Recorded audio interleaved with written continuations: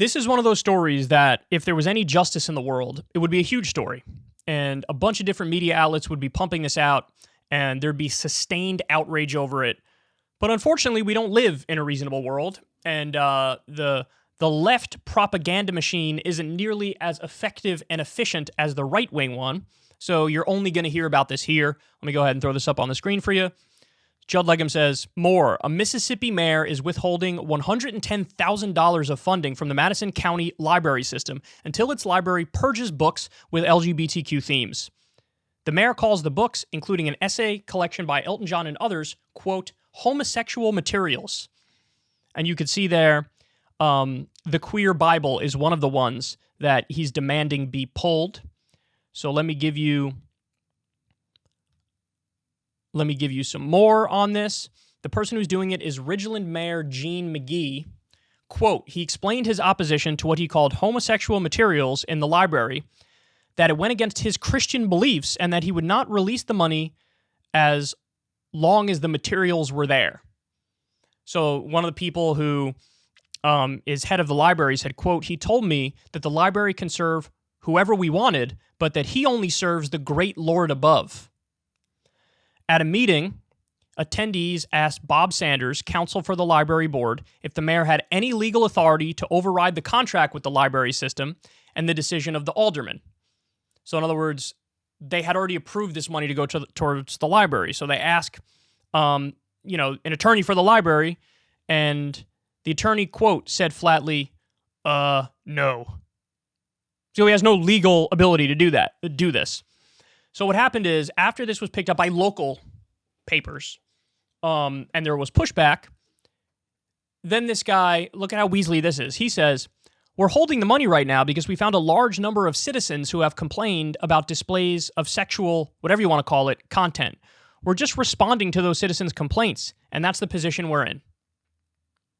So first of all, it's not even true that if you do a poll or something, that the majority would say get rid of these. But beyond that, that wouldn't matter even if it was true. Why? Because this is the whole point of a constitutional right. A constitutional right. So you have a right to look at those materials if you want to look at those materials. By the way, you don't want to look at it, don't look at it. Don't go to the Bible don't go to the library and get the Queer Bible. But this is the equivalent of what? This is censorship. This is modern day censorship. This is modern day book burning. This is conservatives with a conservative sensibility saying we would like to ban things that we don't personally like. Now, again, I go back to what I said before.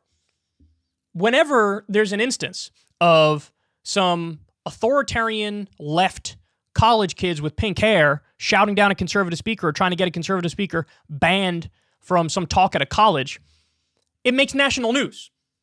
And Fox News talks about it, and Newsmax does, and One American News Network does, and Ben Shapiro does, and Steven Crowder does, and everybody under the sun is all systems go, the left hates free speech. They hate free speech. They hate the First Amendment. But when you have a conservative mayor literally banning books from the library that he doesn't like, crickets. There is no centralized, efficient left-wing reaction where we all accurately point out, I think you guys are hostile to free speech and hostile to the First Amendment. And by the way, look, keep it real. There are many instances where the right screams that the left hates free speech where they are sort of misstating it from a legal perspective.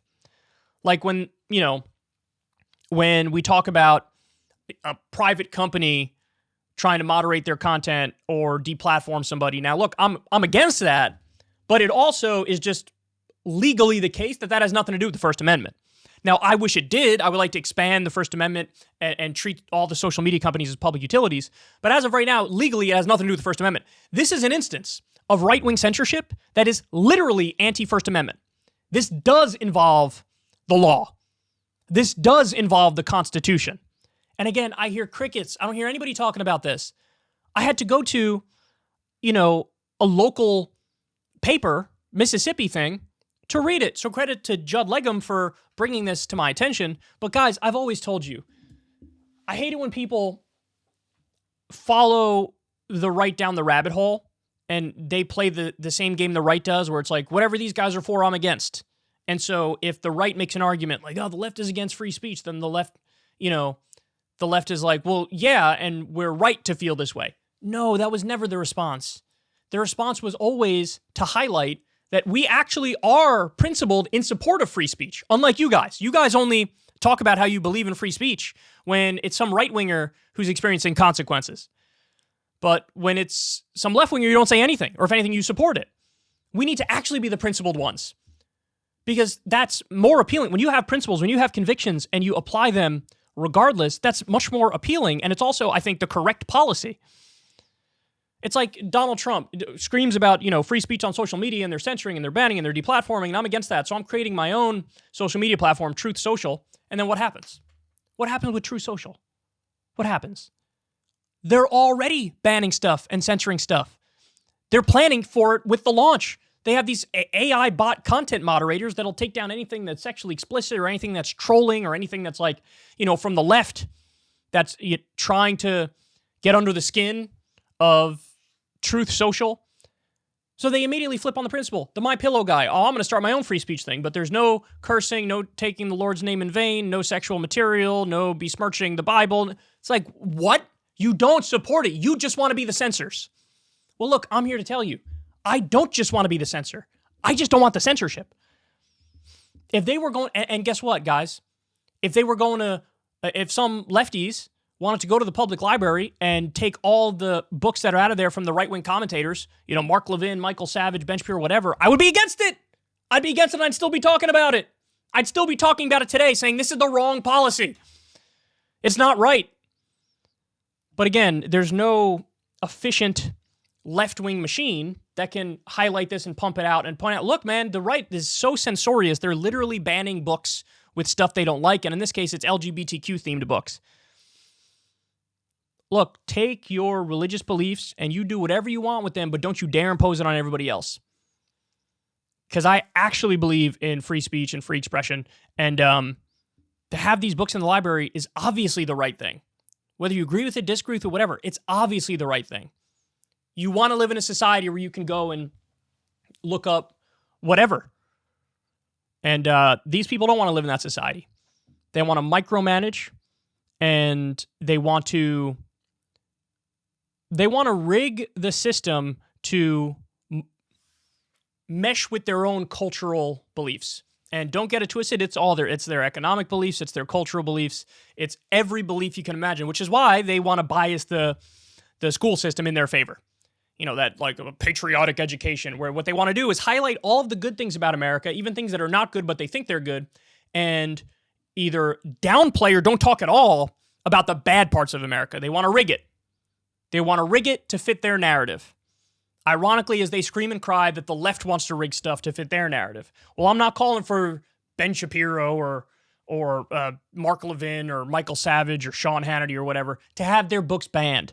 But this mayor is literally withholding over $100,000 that's allocated to go to the library because he personally disagrees with these books. Call it what it is, man. This is tyrannical. This is dictatorial.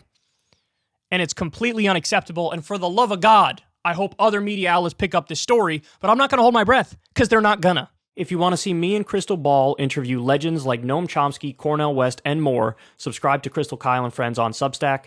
$5 a month gets you the video version a day early. Remember, we take zero ad dollars for this podcast. Or you can sign up on Substack for free and get the audio version a day later.